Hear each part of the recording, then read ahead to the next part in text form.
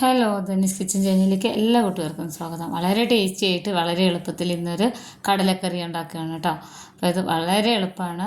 അപ്പോൾ ഇത് ഉണ്ടാക്കാനായിട്ട് ഞാനിവിടെ ഒരു കപ്പ് കടല വെള്ളത്തിലിട്ടത് എടുത്തിട്ടുണ്ട്.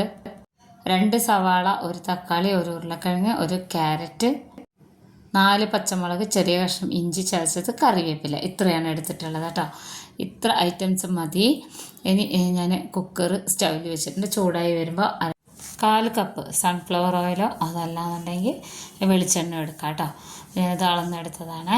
ഇനി ഇതിലേക്ക് മല്ലിപ്പൊടിയാണ് ആദ്യം ഇട്ട് കൊടുക്കുന്നത്. മല്ലിപ്പൊടി ഏതാണ്ട് ഒരു 3 സ്പൂണോളം ചേർത്ത് കൊടുക്കുന്നുണ്ട് കേട്ടോ.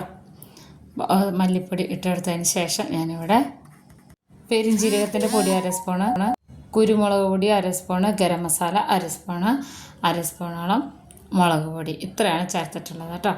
ഇനി ഇതൊന്ന് നന്നായിട്ട് ഇളക്കി യോജിപ്പിച്ച് കൊടുക്കാവേ. അപ്പോൾ ഈ പൊടികളൊക്കെ ആദ്യം ചേർക്കുന്നതെന്ന് വെച്ച് കഴിഞ്ഞാൽ നന്നായിട്ട് ഇതൊന്ന് മൂപ്പിച്ചെടുക്കാൻ വേണ്ടിയിട്ടാണ് കേട്ടോ. ഞാൻ കടലക്കറി വയ്ക്കുമ്പോഴും അതുപോലെ മട്ടനൊക്കെ വയ്ക്കുമ്പോഴും ഈ ഒരു രീതിയിലാണ് മസാലയൊക്കെ വഴറ്റിയെടുക്കാറ്. ആദ്യം തന്നെ ഇത് എണ്ണയിലിട്ട് വഴറ്റിയെടുക്കുകയാണ് ചെയ്യുന്നത്. അപ്പോൾ ഒരു പ്രത്യേക ടേസ്റ്റും മണം, കാണാനൊരു ഭംഗിയൊക്കെയാണ് കേട്ടോ. എന്നിട്ട് ഇതിലേക്ക് നമ്മൾ തലേ ദിവസം കുതിർത്ത് വെച്ചിരിക്കുന്ന 1 കപ്പ് കടല ഇട്ട് കൊടുക്കാം.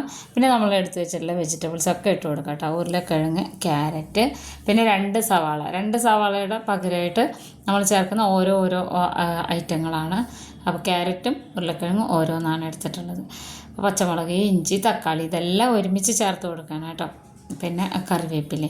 ഇതിൽ നമ്മൾ വെളുത്തുള്ളി ചതച്ചിട്ടൊന്നും ചേർക്കുന്നില്ല. ഇനി ഈ മസാലയോടൊപ്പം തന്നെ ഈ കഷ്ണങ്ങളും കടലെല്ലാം ഒന്ന് വഴറ്റിയെടുക്കണം. ഒത്തിരി ഇങ്ങനെ ഇട്ട് ഇളക്കി കൊടുക്കണ്ട. ഇതൊന്നും ആ പച്ച മണം ഉണ്ടല്ലോ, ഈ ഉരുളക്കിഴങ്ങും അതുപോലെ തന്നെ ക്യാരറ്റിനൊക്കെ ഒരു പച്ച മണമാണ്. അപ്പോൾ അതൊന്ന് ചെറുതായിട്ടൊന്ന് മാറാൻ വേണ്ടിയിട്ടാണ് കേട്ടോ ഇങ്ങനെ ചെയ്തെടുക്കുന്നത്. നന്നായിട്ടൊന്ന് ഇളക്കി കൊടുത്തിട്ടുണ്ട്. ഇത്രയേ വേണ്ടുള്ളൂ. ഒരുപാട് ഇങ്ങനെ വഴന്ന് കളറ് മാറി അങ്ങനെയൊന്നും ചെയ്യേണ്ട. ഓൾറെഡി ഇത് മസാലയൊക്കെ നല്ല മൂത്തിരിക്കുന്നതാണ്. അപ്പോൾ ഇത്രയും ഒന്ന് ഇളക്കി കൊടുത്തിട്ടുണ്ട്. എന്നിട്ട് 1 സ്പൂൺ ഉപ്പ് ഇതിൽ ചേർത്ത് കൊടുക്കണം. ഉപ്പ് ചേർത്ത് കൊടുത്തു. ഇതിനോടൊപ്പം തന്നെ ഇത് വേകാൻ ആവശ്യമായിട്ടുള്ള വെള്ളം ചേർത്ത് കൊടുക്കണം കേട്ടോ. വെള്ളം ഞാനിവിടെ ചേർത്ത് കൊടുക്കുമ്പോൾ ഒരു 2 കപ്പ് നിറയെ ചേർത്ത് കൊടുത്തിട്ടുണ്ട്. ഗ്ലാസ് കണക്കിനാണെങ്കിൽ 2 ഗ്ലാസ്. കടലക്കറി എപ്പോഴും വെന്താലും അത് കുറച്ച് വെള്ളം വേണം. എന്നാലാണ് ഈ വെജിറ്റബിൾ എല്ലാം കൂടെ ചേർന്ന് വരുമ്പോൾ കുറച്ച് നല്ല തിക്കായിട്ടിരിക്കുള്ളൂ. എന്നിട്ട് ഈ ഒരു രീതിയിൽ ഇളക്കി കൊടുക്കണം. ഇതൊക്കെ ചെയ്തെടുക്കുന്നത് മീഡിയം ഫ്ലെയിമിലിട്ടിട്ടാണ് കേട്ടോ. നന്നായിട്ട് കട്ടയൊന്നും കെട്ടാത്ത രീതിയിൽ ഇളക്കി യോജിപ്പിച്ച് കൊടുക്കണം. ഇനി ഇതിൽ വേറെ ഒന്നും തന്നെ ഇട്ട് കൊടുക്കണ്ട. ഇത് പുട്ടിനും ചപ്പാത്തിക്കും ഒക്കെ കഴിക്കാൻ നല്ല അടിപൊളി ടേസ്റ്റാണ്. ഇറച്ചിക്കറിയൊന്നും മാറി നിൽക്കുന്ന രുചിയിലുള്ള രുചിയാണ് കേട്ടോ അതിന്. അപ്പോൾ ഇതാ ഇനി അടച്ച് വെച്ചിട്ട് മീഡിയം ഫ്ലെയിമിലിട്ടിട്ട് 4 വിസിൽ പോകണം. 4 വിസിൽ പോയി കഴിഞ്ഞതിന് ശേഷം മാത്രമേ നമ്മൾക്ക് കറക്റ്റായിട്ട് നമ്മുടെ കടലയും പച്ചക്കറികളൊക്കെ ഒരുമിച്ച് വെന്ത് കിട്ടുകയുള്ളൂ കേട്ടോ. 4 വിസിൽ മീഡിയം ഫ്ലെയിമിൽ പോകണേ. അപ്പോൾ നോക്കിയിട്ട് വേണം കേട്ടോ. ഓരോ കടലയ്ക്കും വ്യത്യസ്തമായിരിക്കും വേഗമൊക്കെ. അപ്പോൾ എനിക്കതൊരു 4 വിസിൽ പോയപ്പോൾ തന്നെ വെന്ത് കിട്ടിയിട്ടുണ്ടായിരുന്നു. നമുക്കിത് ഇനി ഇത് ഒരു 10 മിനിറ്റ് കഴിഞ്ഞ ശേഷം ഞാൻ തുറക്കുന്നത് കേട്ടോ. എണ്ണയൊക്കെ തെളിഞ്ഞ് നല്ല അടിപൊളിയായിട്ട് വെന്ത് വന്നിട്ടുണ്ട്. അപ്പോൾ ഇത് ഇങ്ങനെ ഉടയ്ക്കാതെ കഴിക്കാമെന്ന് വെച്ച് കഴിഞ്ഞിട്ടുണ്ടെങ്കിൽ നമ്മൾ ഉരുളക്കിഴങ്ങൊക്കെ കുറച്ചധികം വലിയ കഷ്ണങ്ങളായിട്ടാണ് ഇട്ടിട്ടുള്ളത്. ഇത് കാണാൻ നല്ല ഭംഗിയാണ് കേട്ടോ ഈ ഒരു കറി.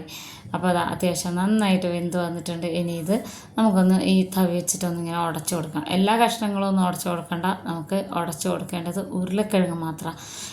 ഉടച്ചു കൊടുക്കുകയെന്ന് വെച്ച് കഴിഞ്ഞാൽ ഒരുപാട് ഇങ്ങനെ മാഷ് ചെയ്യല്ല. അതിൽ ചെറിയ ചെറിയ കഷ്ണങ്ങളൊക്കെ അവിടെ ഒക്കെ വരുന്ന രീതിയിൽ ഈ ഒരു രീതിയിൽ ഉടച്ചു കൊടുക്കുകയാണ് ചെയ്യുന്നത് കേട്ടോ. ഇത്രയേ ഉള്ളൂ പണി.